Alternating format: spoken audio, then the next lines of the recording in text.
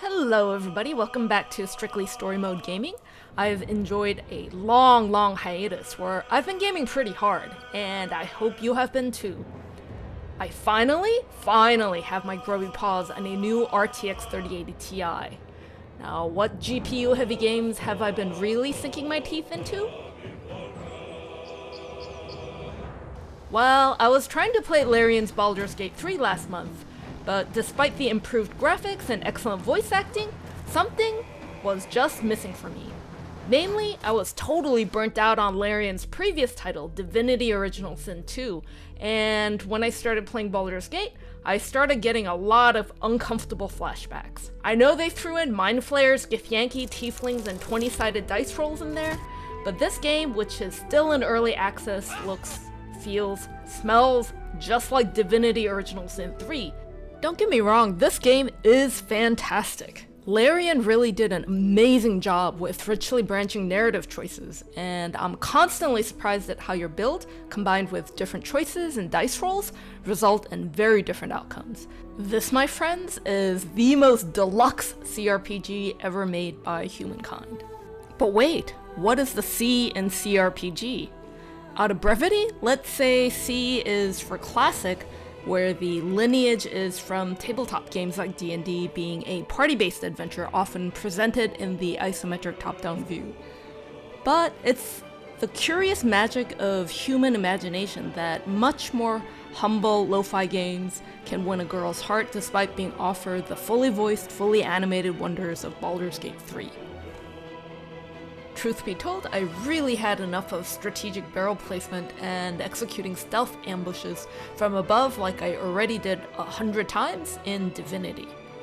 Maybe it's a case of familiarity breeds contempt, but I just wasn't getting that cRPG adventure feeling. But as this game is only in early access, I'll definitely wait to see more.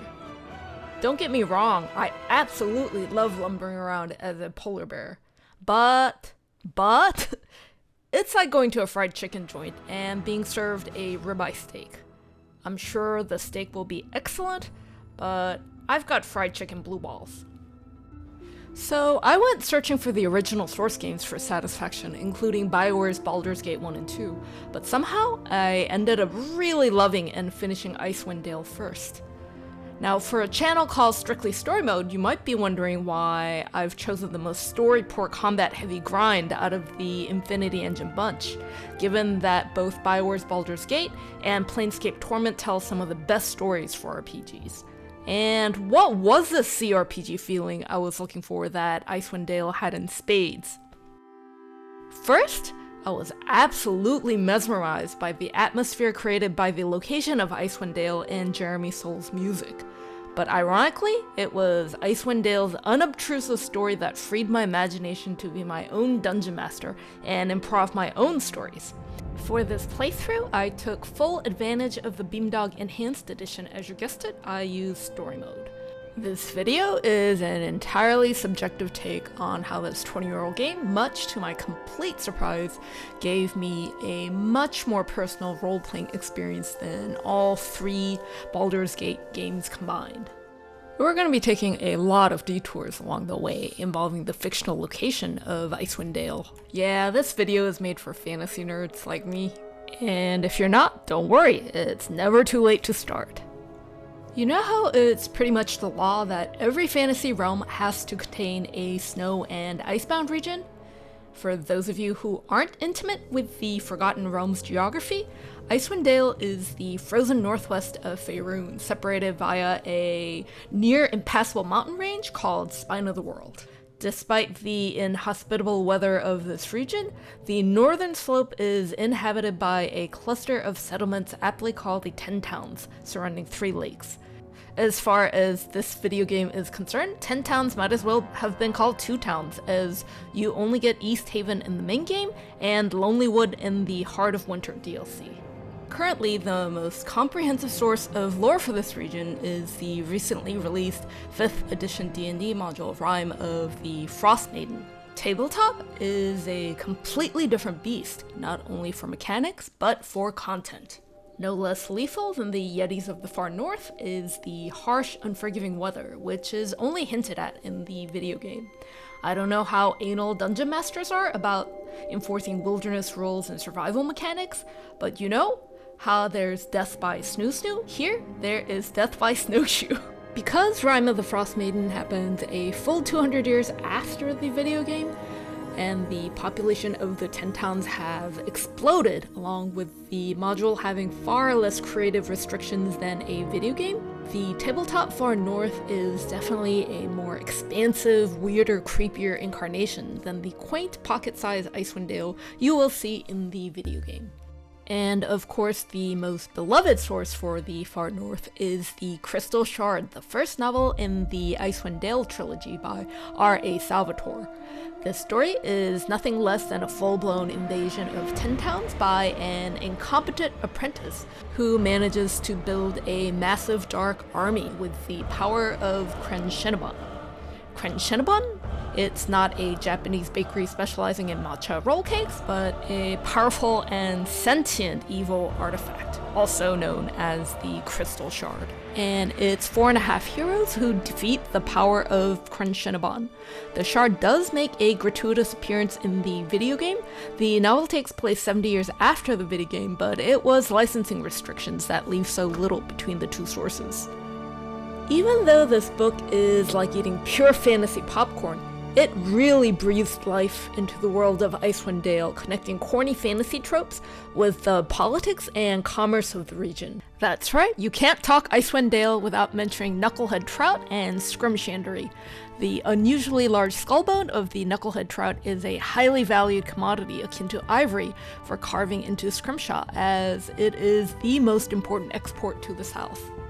I know it was written for young male adolescents, but it was such a cracking good time, especially for those who love Tolkien. Brunner Battlehammer replaced Gimli, son of Gloin, as my favorite fictional dwarf.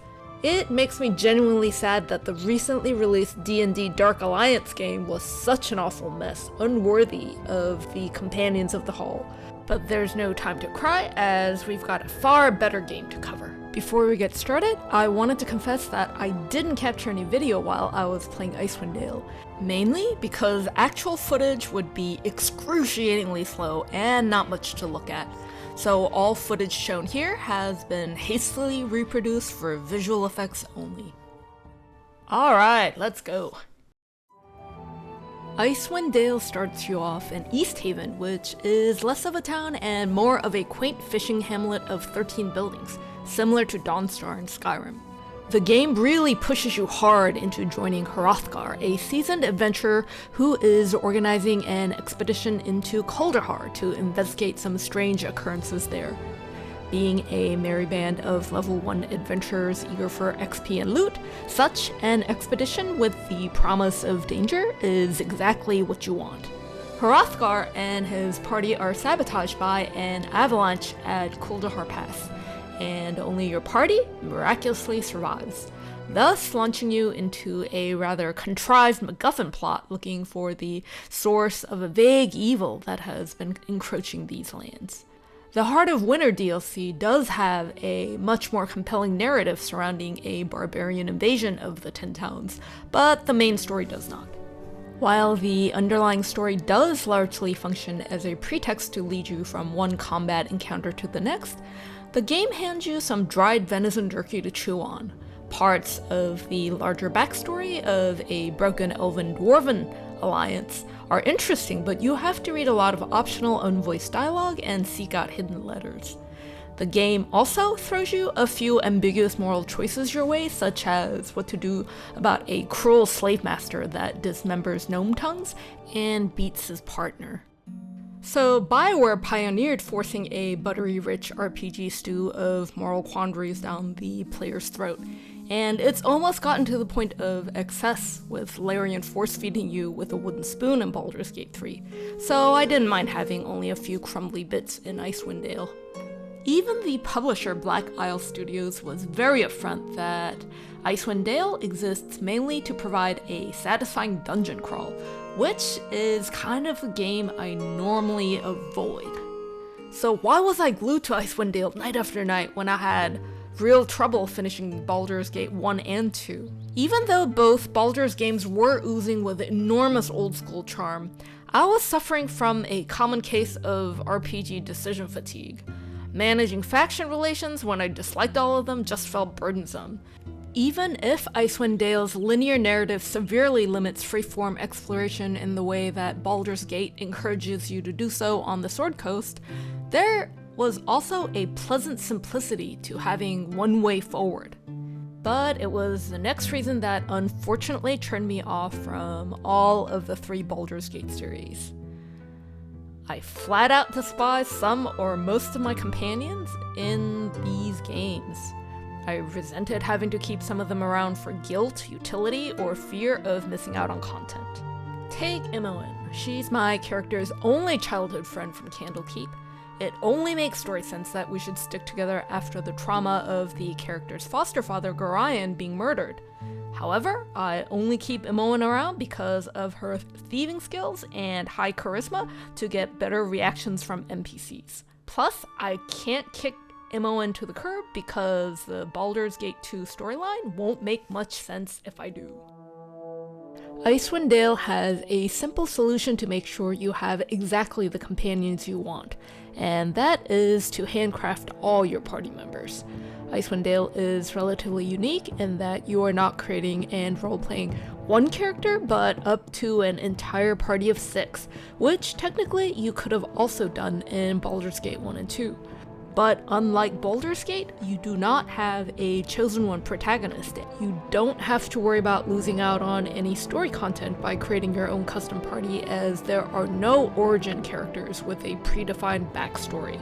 I could have created all fictional characters, but instead I chose to create those based on family and friends, and this made all the difference. I made my ex-military dad a paladin and my mother as an elven sorcerer because in real life, she definitely has psionic powers.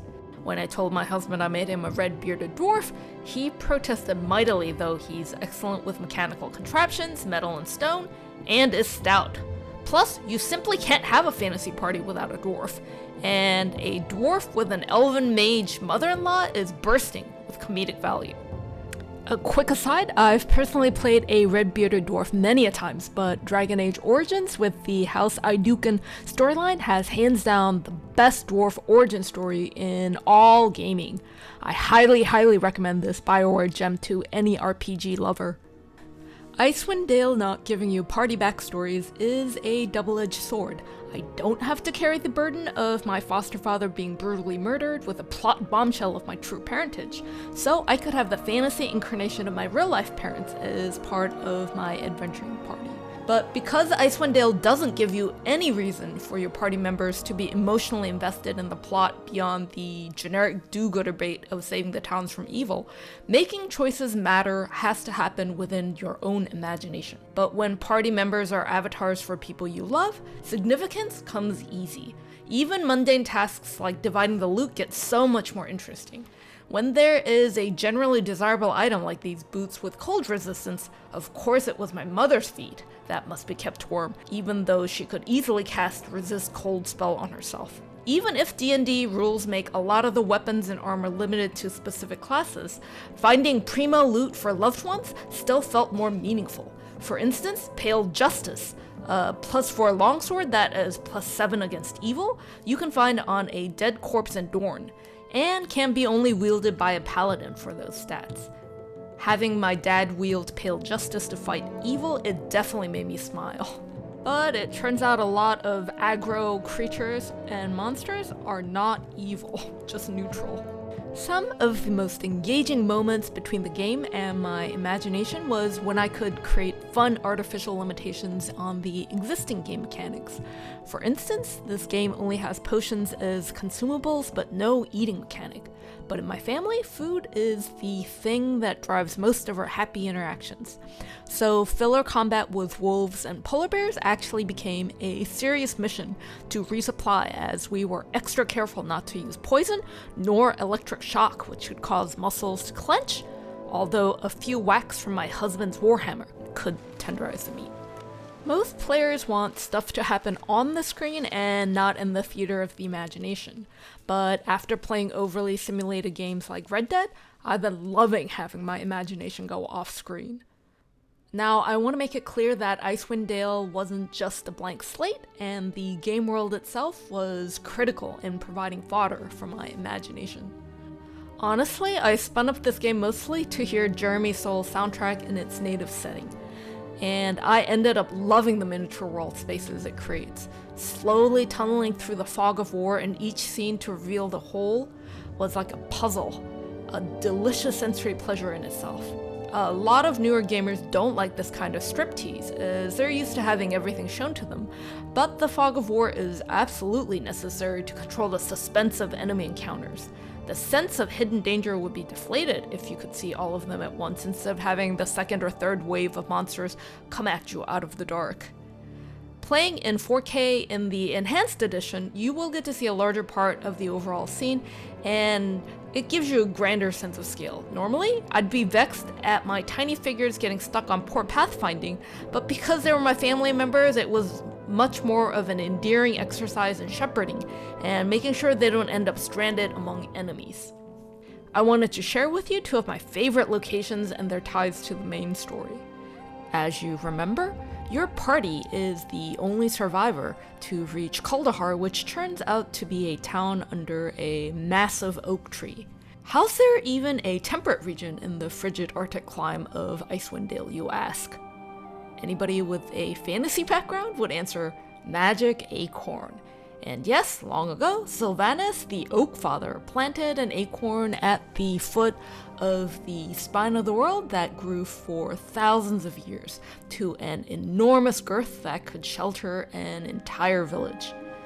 Sylvanus also placed a heartstone gem in Kuldahar to sustain this eternal summer, and you guessed it, a minor evil villain ran off with the gem. Now, this heartstone gem is not just a magical heat generator, but is also imbued with the powers of divination that your party needs to figure out what's going on. You might be wondering how Kuldahar isn't full of refugees, or the barbarian tribes haven't tried to overtake this valuable bit of real estate. It's barely protected, as the druids no longer have it closed off to the world as they did in ages past. My answer? In fantasy games, you can't let realism dampen your fun, my friend. My absolute favorite location in the main game is Dorn's Deep, a fallen dwarven stronghold that has been invaded by a goblinoid army.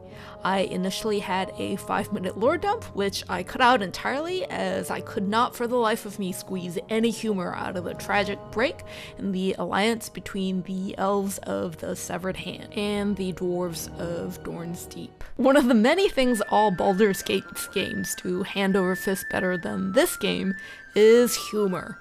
The original Baldur's Gate series balanced BioWare's quirky humor to lighten the otherwise grim situations.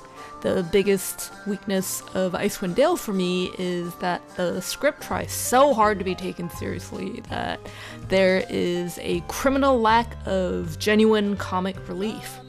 However, I was also constantly giggling and cracking up at my family's antics as a fantasy adventure troupe. Alright, enough fiddle-faddling, back to my favorite location. Worm's Tooth Glacier is the site of this mastery of dwarven architecture designed by Alkonos the Visionary and later Alkonos the Mad. The most fascinating location in this entire game is this frozen aquarium of sea creatures. My party had a lively discussion on what manner of magic that heaved up an entire live whale up these snowy mountains, as teleportation has limits to about 650 pounds and 39 square feet in size, even if more powerful mages can push those boundaries. Being a druid, I tried to use my mother's amulet that allows Speak with the Dead combined with Speak with Animal spell to communicate, but the solid ice prevented any efforts. But my mother, who really has high wisdom, surmised that the dwarves must have teleported the creature as a really young calf, cruelly separating him from his mother. Also, his dwarven caretakers must have constantly cast spells to keep this poor whale in a docile state to prevent constant thrashing and splashing. It's really being the unofficial dungeon master of your custom party that made this game so special for me. But in order to have these moments, I really had to slog through an ungodly buttload of combat. So we finally come to the proverbial elephant in the room. Most players tend to love Icewind Dale because of the tactical puzzles of each combat encounter. But for a filthy casual like me, how is playing a combat-heavy game in story mode? I freely have to admit, I wouldn't have had the patience nor the will to complete this game but for story mode. First, story mode allows you to experiment and roleplay much more without being severely punished. When you create a character, gamer tends to min-max for the best class advantage because combat-heavy games like this one will spank you hard for creating suboptimal characters. Like a dumb and strong mage, which incidentally is the unwitting villain of the Crystal Shard. I wanted the stats to reflect my real-life family members and friends, who, truth be told, would not make for the most viable D&D builds given this kind of strict rules-based game. Story mode, theoretically, would also allow for non-viable but fun parties like a band of bards. As far as combat goes, I tend to either enjoy the precise tactical control of turn-based combat or the full physical chaos of action-based games. This hybrid of real-time with pause makes a lazy gamer like me tend towards sloppiness to avoid micromanaging all 6 members constantly. I tend to rely on the creaky AI for melee fighters, so I only have to manually control the spellcasting. And of course you have to make sure archers don't just stand around.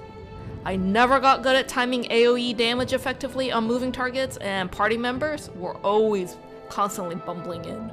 At one point, I got tired of baiting enemies into narrow quarters and gave my party 2 god bows, making us just a one-hit death squad for the grindy fights. Steam says that 0.8% finished on story mode on the enhanced Beamdog version. Probably most of them did so to 100% this game. Josh Sawyer, one of the designers, didn't like the Beamdog edition for messing with the balance of the game, and I'm sure he would be bristling at gamers breezing through in story mode using this game as a backdrop for a loosey-goosey campaign. But he can't begrudge me for using it as an imaginary family adventure during these pandemic times. This game does support network multiplayer mode, but getting my real family members to actually play this game is an impossible fantasy. Even asking them to watch this video is a tall order. It makes me sad that I can't generally recommend this game, given it's such a niche game in an already niche segment of a niche genre. I know I pulled a fried chicken metaphor earlier, but this game is much more of an acquired taste, more like high meat. Maybe that's going too far? It's more like haggis?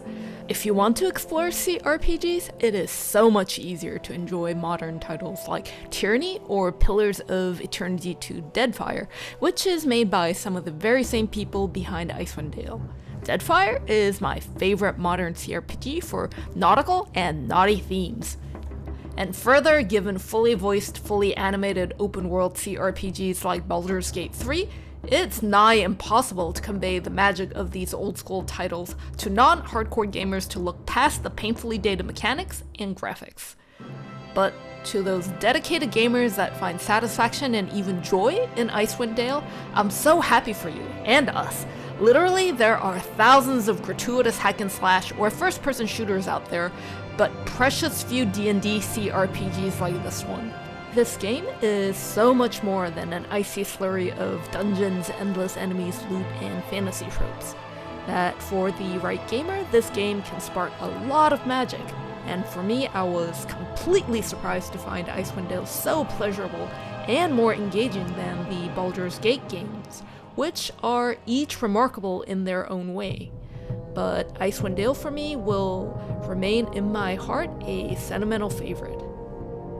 Wow, you're still here. Thank you.